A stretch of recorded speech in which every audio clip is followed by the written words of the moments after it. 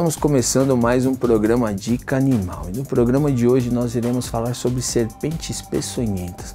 Vamos tirar todas as dúvidas em relação ao veneno, a picada, são animais de ataque, não são? Então fica ligadinho no programa Dica Animal e tire todas as suas dúvidas.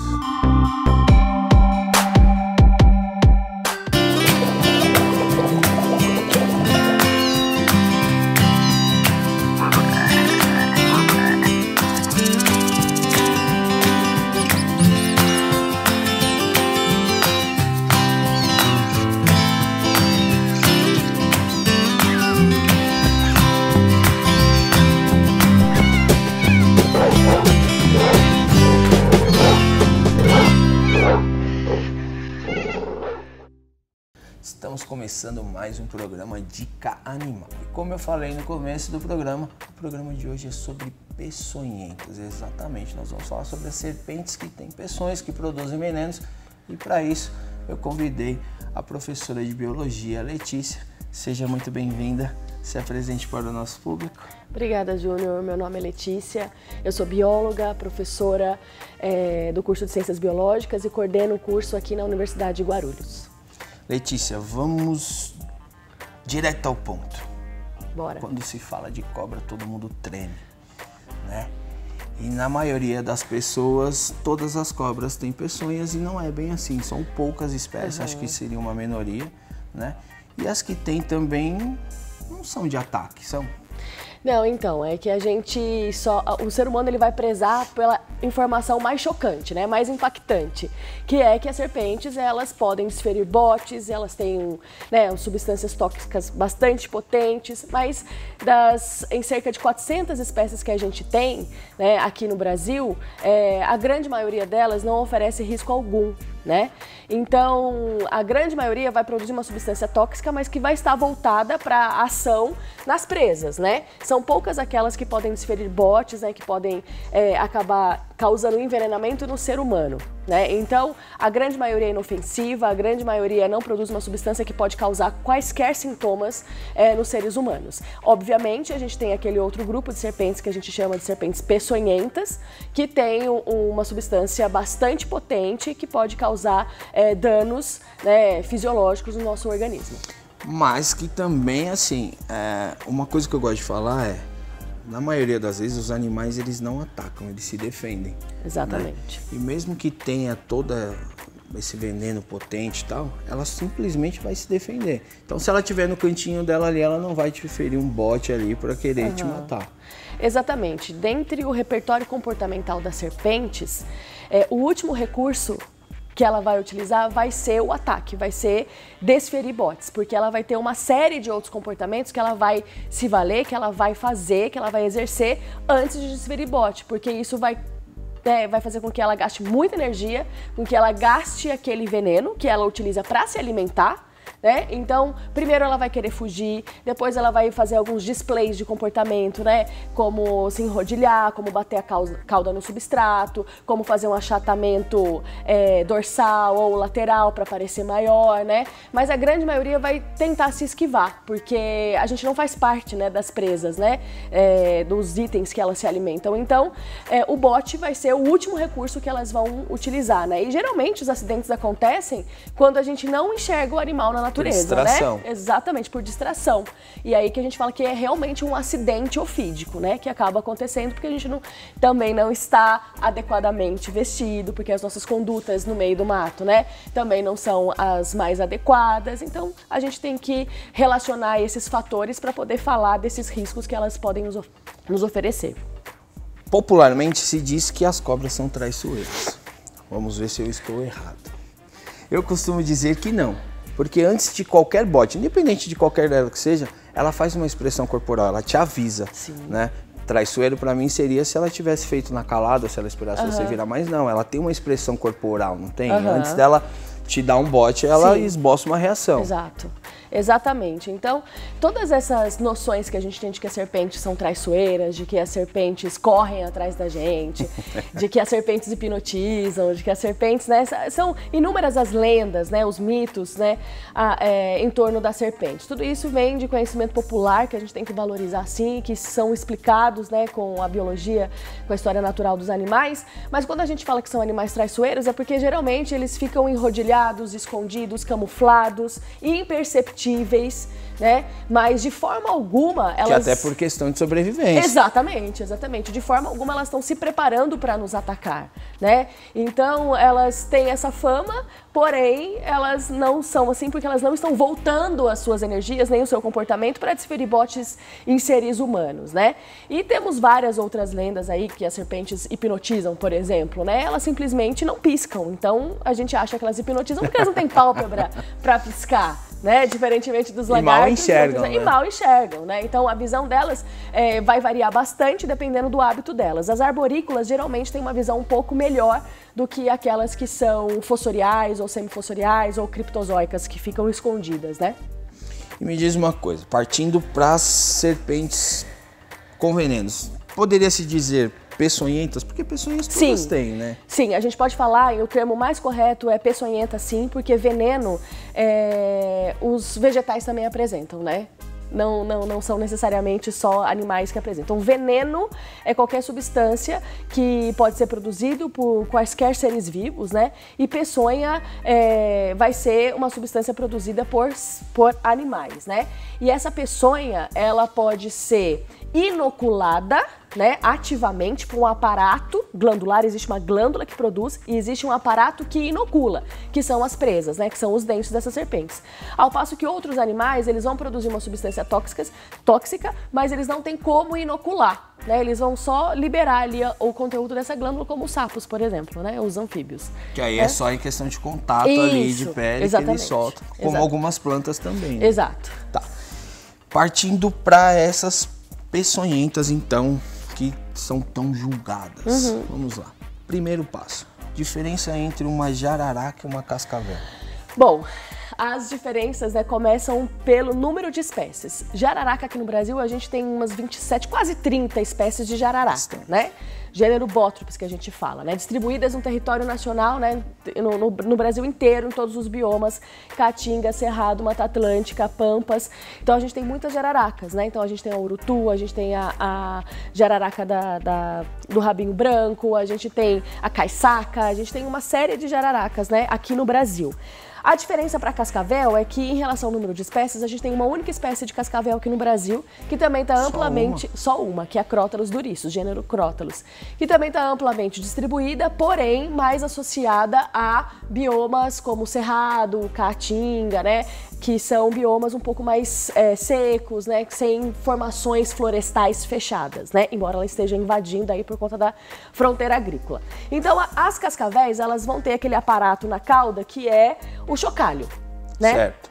Então, esse chocalho, na realidade, é uma extensão, né, uma modificação das escamas, que a cada processo, né, aquela troca de pele, ela forma um chocalho e isso vai acumulando nessa base da cauda e ela usa isso para advertir os suas presas, né? A ameaça que ela tá sentindo naquele momento. Então a gente fala que a cascavel é uma cobra amiga, né? Porque ela avisa, chacoalhando, ela balança ali para te distrair. Isso. E ela avisa que ela tá lá. Eu tô aqui, eu te vi. Né? Então eu quero que você me veja. Exatamente, é uma cobra amiga. Mas as jararacas também fazem isso, mas elas não têm nada na base da cauda, elas só têm uma terminação em escama mesmo. Então o barulho seria praticamente que imperceptível ali. Dependendo do ambiente que você tiver. Dependendo do ambiente que tiver, a gente consegue perceber a jararaca batendo essa cauda no substrato também. Então a gente tem uma diferenciação de distribuição, a gente tem uma diferenciação do número de espécies e morfologicamente também a gente tem diferenças bastante contrastantes, né? Como as jararacas são várias espécies, a gente vai ter colorações muito distintas. A gente tem jararaca verde, a gente tem essa jararaca que é a urutu, que tem essa coloração mais escura. A gente tem jararacas um pouco mais claras, né, com nuances meio rosa, né? A gente tem a jararaca ilhoa, que é aquela da Ilha da Queimada Grande, que ela é dourada. Então a gente tem muita variação de cor e de tamanho para as jararacas. Para cascavel a gente tem esse padrão aqui, que a gente fala que são esses, diamantes, mas em formato de diamante, que são formados por escamas mais escuras. E essa cauda que é bastante conspícua, que é bastante chamativa. Potência de veneno. Potência de veneno, vamos lá. Se tivesse que escolher, qual seria? Nenhuma das duas, né? Nenhuma das duas. A potência do veneno das duas, ela é bastante similar, né? Causa prejuízo, né? O envenenamento, isso já foi estudado em condições de laboratório, né? Então, assim, são venenos bastante potentes e o interessante é que a partir dos venenos a gente pode produzir fármacos, né? Vários fármacos, remédios e várias outras substâncias de uso para os seres humanos. No entanto, a ação dos venenos, essa ação é bastante diferente. Para a jararaca, a gente sempre vai ter, geralmente, uma ação hemorrágica, coagulante, então vai dar um distúrbio ali na nossa circulação e vai ter um efeito local muito intenso, vai sangrar, o efeito local, ela picou na mão, na perna, no local da picada vai dar muita dor, vai ter um sangramento intenso, né, vai ter um impacto ali no nosso sistema circulatório, né, nosso tecido sanguíneo. E isso pode dar também uma perda de proteínas, né, e que isso pode chegar a gente ter algum tipo de choque, né, a gente entrar em choque por conta desse envenenamento se a gente não for atendido rapidamente. Já a cascavel, o efeito local dela não é muito grande e a gravidade do acidente crotálico, que é o acidente com as cascavéis, é a insuficiência renal aguda. Né? Então vai ter uma ação nos rins, em que os rins vão ficar sobrecarregados e a gente vai ter uma urina bastante característica após envenenamento. A gente fala que é a urina cor de Coca-Cola, que ela fica bastante escurecida por conta desse problema que vai dar por conta desse mau funcionamento dos rins. Ao mesmo tempo, o veneno da cascavel pode dar efeito neurotóxico. Tá? Pode dar efeito no sistema nervoso, né? E a gente tem que considerar também, Júnior, uma coisa muito interessante, a diferença entre veneno de filhote e de adulto. Tem diferença? Tem diferença. Os venenos dos filhotes têm muito mais metaloproteases, né? Que são proteínas muito mais pesadas, né? Associadas a metais que causam um envenenamento mais grave. Sério? Exatamente. Então, mas a probabilidade de um filhote te pegar é menor do que um adulto? Então, depende. Se for jararaca no verão, são esses filhotes que causam mais acidentes. Então, a gente tem dados epidemiológicos que trazem essa informação. Por quê? Os filhotes nascem no verão. Os filhotes das jararacas e das cascavéis também nascem no verão. Só que filhote de jararaca nasce muito pequenininho, com cerca de 10 gramas. Nossa, é minúsculo. Exato, é muito pequenininho, a gente quase não vê. E eles têm essa variação na dieta que quando filhotes se alimentam de anfíbios. Então eles nascem pequenininhos e já vão para se alimentar. E aí nessa a gente aumenta a taxa de encontro com seres humanos. Já a cascavel, quem causa mais acidentes são os adultos machos. Por quê? E no outono. Então, jararaca é filhote no verão. São épocas diferentes. São épocas diferentes. Completamente diferentes. Adulto, macho, no outono, porque é época de acasalamento e o macho vai atrás das fêmeas. Então, eles aumentam demais a taxa de deslocamento e, consequentemente, aumenta a chance da gente encontrar com eles. Letícia, tira uma dúvida. Vamos lá. Por exemplo, esse daqui, se ela me pegar, eu consigo perceber na hora, por dor, por sangramento, etc. Sim. E tal. Esse daqui, se eu não vejo, dá pra ser imperceptível esse bote? Não, não dá. Não dá. Eu vou sentir dor também, é claro que as coisas... Mas assim, talvez as pessoas se preocupem menos pela reação. Pela reação, porque essa daqui é imediata. Essa daqui acredito que por mais que tenha sido uma dor ali e tal, as consequências vêm depois, né? Exato, porque assim, o acidente com a jararaca é mais assustador, é mais impactante. Você olha e você fala, Jesus, né? Agora, com a cascavel, como não tem muito efeito local, você fala, não, tá tudo bem, mas aí que você começa com os efeitos renais, com efeito neurotóxico, entendeu? Com confusão mental, com facies miastênica. O que é facies miastênica?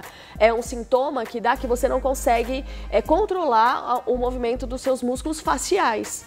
E aí você não consegue abrir o olho, fechar o olho, você fica com uma cara meio de lesado, uma cara meio de bêbado. E aí o cara chega no hospital com esse sintoma. E aí a galera não acredita que ele foi acidentado, porque muitas vezes não leva a serpente, né? Pra ser identificado é difícil. Já que você tocou nesse ponto, fui picado, independente por qualquer que seja dessas duas que nós estamos falando. Primeiro passo, o que eu faço? Porque as pessoas costumam dizer que faz um garrote, amarra, corre, né? Tem uma série de coisas ali. O que seria o ideal? São informações que são difundidas, né? Que são informações um pouco ultrapassadas, né? Hoje em dia a gente já sabe que fazer garrote não é o ideal. Até porque você concentra, não sei, acredito que seja isso. Concentra ele naquele órgão. Você concentra mais, você corre o risco de perder potencializa mais o veneno. Exato, você não deixa ele circular. Então o que acontece? Foi picado por uma serpente, seja ela qual for, lava o local, porque a gente tem uma chance de infecção secundária, porque a saliva delas tem bactérias. Porque elas estão na natureza, se alimentam de ratos, né? Afinal de contas, pode ter bactérias anaeróbicas, que podem causar tétano, né? Que podem causar botulismo. Então, assim, lavar o local com água e sabão e procurar um atendimento médico especializado. Atendimento médico especializado é sempre em unidade de saúde, é sempre em hospitais, é procurar uma pessoa, né? Um profissional da área da saúde para que você possa receber a soroterapia, né? Antigamente muita gente falava assim, não, vai para uma casa de ração, vai para esses lugares que vendem coisas de área rural, né? Ou então passa fumo, passa esterco, passa algumas substâncias que popularmente se acreditava que poderia Mas é superficial, o veneno já tá ali. Já tá circulando, o veneno circula, exatamente. Então, o que tem que fazer... E outra, você vai aumentar a chance de infecção. Então, o que você tem que fazer é lavar o local com água e sabão e procurar um atendimento médico especializado para que a soroterapia seja aplicada. E sem esse negócio de garrote, sem esse negócio de sucção, sem nada de colocar a boca, porque as bactérias estão ali, você vai colocar na sua boca, né? Então, assim, é lavar... Curativo, nada. E vai pro médico. Quando a gente é picado por uma jararaca, por uma cascavel, né? A gente tem ali um tempo hábil, os médicos, né? Os manuais, né? As indicações dizem que a gente tem até 4 horas para chegar no atendimento médico, para receber a soroterapia, para que a gente não fique com sequelas. 4 horas. 2 horas para coral verdadeira. Mas isso é relativo a qualquer pessoa? Padrão. Padrão para adulto saudável. Agora, se a gente está falando de uma criança, de um idoso, baixa, aí esse tempo vai ter que ser um pouquinho mais corrido, porque a gente tem aí limitações fisiológicas para criança e para idoso. Mas que na verdade, assim, esse tempo, só para ficar claro, porque assim, fui picado, eu falo, pô... Não dá para ficar de boas. Não dá, né? Não dá. É um tempo de risco. De risco, isso. Porque a gente pode estar em área remota, né? A gente tem que considerar que as serpentes... Então não é a pessoa foi picada e falou, eu vou morrer, tchau, já começar a se despedir. Não, você tem um tempo de risco que você ainda consegue reverter. Exato. E é assim, eu sei que é muito difícil, mas a gente tem que manter a calma. Né? É difícil, mas a gente tem que ter consciência de que a gente tem um mecanismo para sanar isso, que é o soro antiofídico, que é feito... Se você ficar nervoso, quanto mais agitação, mais seu coração bombeia, o sangue vai e toma ele veneno. Exatamente. E, Júnior, a gente tem que considerar que a gente tá no mato, cara, a gente tem que ter condutas, né, adequadas. Por isso que eu comecei te perguntando, não são de ataques. Não. Porque tem pessoas que não só por estar no mato, mas tem pessoas que moram próximos a regiões de mata, ou de rio, ou de, sei lá, vamos colocar, por exemplo, litoral. O litoral é fechado de mata. Fechado de mata, cheio de jararaca. Então, assim, pô, se você já tem uma casa próxima a essa região e aparecer um animal desse, não significa que esse animal vai te matar. Exato. Né? Exato. Até porque você ocupou aquele espaço. Exato. Né? Então, eu não vou no mato, mas ela apareceu na minha casa, então não é assim. Não é. Então, assim, se a gente vai fazer uma trilha, vai buscar, né, lazer na natureza, estejamos preparados, né? Com o sapato fechado, né? Prestando atenção em cima, embaixo, lado esquerdo, lado direito. Ok. Agora é o que você falou. Existem condomínios que estão inseridos em áreas florestadas, né? E eu recebo muitas fotos. Ai, professora, tá aqui na casa do meu amigo, o que é? Então as serpentes acabam, né, encontrando essas casas como uma opção de abrigo. Por desespero, Por desespero, quer ali porque tá mais fresquinho ou porque tá mais quente, enfim, elas vão achar que aquilo é uma opção. Então, a gente tem que conhecer as serpentes, a gente tem que buscar informações como o seu canal passa, né, sobre os animais, pra gente ter as condutas corretas, porque muitas, né, a grande maioria das serpentes que entram em contato com seres humanos não oferece risco, tá? E devem ser preservadas. Então a gente só vai preservar aquilo que a gente conhece. né? Então isso é muito importante, a informação realmente tem que ser disseminada para que a gente evite mortes desnecessárias desses animais e para que a gente evite acidentes ofídicos também. E nesse caso eu acho que assim, não sei, mas vamos colocar um leigo que nunca viu uma cobra, tá ali num condomínio desse, de repente, pô, apareceu uma cobra na cozinha. Acredito eu que a melhor coisa a se fazer é isola aquela área. Isola a área. E chama um órgão para fazer a retirada. Chama o bombeiro. Não vai lá, não cutuca, não fica tentando tirar foto. Exato. Porque você vai estressar o animal e automaticamente... Exato. Então, isola a área, retira as pessoas de lá, entre em contato com o órgão que pode ser os bombeiros, que pode ser a polícia ambiental, que pode ser o guarda-parque, né? Então a gente tem várias opções aí para buscar. Tá? E se você já tem um conhecimento, se você já sabe, né, as espécies e tal, tem um ganchinho na sua casa, né, um gancho para você manipular com segurança, tem a sua perneira para você poder fazer essa manipulação também, esse manejo do carro. Mas sem querer dar uma de super-herói, né? Porque sem querer dar uma de super-herói. Com esse negócio de rede social, nego tá que acha que... Exato, coloca os bichos na mão, né? Vocês viram, né? Recentemente o vídeo daquele cara com uma cascavel, né? Então, assim, é muito triste que as pessoas ultrapassem os limites, né, que a gente tem que respeitar. Perde o respeito e acaba difundindo uma informação que é totalmente inverídica e que não procede e que é completamente desrespeitosa à natureza, né? Verdade. E aí, então, partimos desses animais aqui, maiores, certo, mais populares, e passamos para esse cara aqui que gera uma polêmica. Né? Porque... popularmente tem veneno, para muitos não tem veneno, temos várias espécies, são pequenas, e aí fala, não tem como te morder, tem toda uma história em cima. É bem por aí mesmo, sabe, Júnior? Porque as corais, né, primeiro que tem toda essa história aí da falsa coral, da verdadeira coral, é muito difícil distinguir, é muito difícil mesmo até para especialista, porque a gente tem coral verdadeira que é só preta e branca, a gente tem coral falsa que imita o padrão de cor da verdadeira que ocorre naquela mesma área, elas têm um porte menor, elas têm um comportamento um pouco mais delicado, elas não desferem botes, e aí a galera ganha confiança. Ah, essa aqui é uma coralzinha. E são mais fáceis de serem encontradas porque normalmente é em regiões de cachoeira. Elas estão na Mata Atlântica, estão em vários biomas também, só que elas são um pouco mais criptozoicas, elas estão mais escondidas dentro de tronco, embaixo do folhiço, né? Então elas são realmente um pouco mais difíceis de serem encontradas, apesar da sua cor. Elas se escondem porque elas têm essa coloração chamativa, que a gente chama de aposemática, né? Esse padrão preto, branco e vermelho, que é para chamar atenção, para sinalizar, opa, sou perigosa. E as falsas corais se valem disso. Opa, vou imitar uma que é muito perigosa para fingir que eu sou perigosa também. Né? Então isso é bastante interessante, que é o que a gente chama de mimetismo. Então a gente tem corais verdadeiras e corais falsas. Os acidentes com as corais verdadeiras, esses acidentes são muito raros, 1,5% só no Brasil. Por conta do comportamento, por conta de serem mais difíceis de serem encontradas, né? Mas os acidentes com elas são sempre graves, tá? Porque a potência do veneno é maior, tá?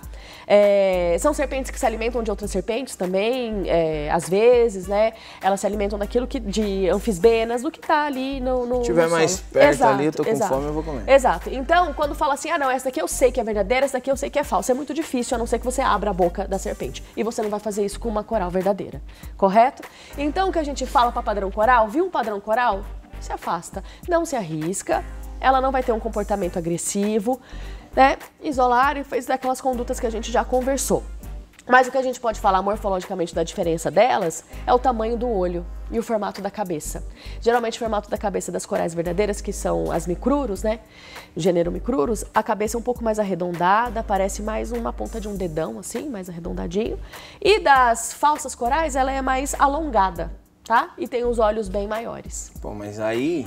tem que chegar perto, exato. Tem que chegar perto e você tem que saber o que... Porque assim, eu tô olhando aqui, eu não consigo ver a diferença. Exatamente. Né? Eu tô olhando aqui, eu não consigo ver a diferença. Então assim, se eu tô vendo uma só, com certeza essa diferença, ela fica minúscula. Exato. Eu não vou conseguir... Ah, não, a professora falou que ela tem a cabeça redonda. Pô, mas essa aqui não tem. E aí tem. E aí tem, exatamente. Então o padrão viu o padrão, o procedimento viu o padrão coral, se afasta, não se arrisca, porque você vai ter que chegar muito perto e não dá para se arriscar. Uma informação importante e interessante dos acidentes com micruros é que eles estão muito associados com crianças e com pessoas que têm problemas psicológicos. problemas mentais, porque atrai muito. Qual da cor? Por conta da cor.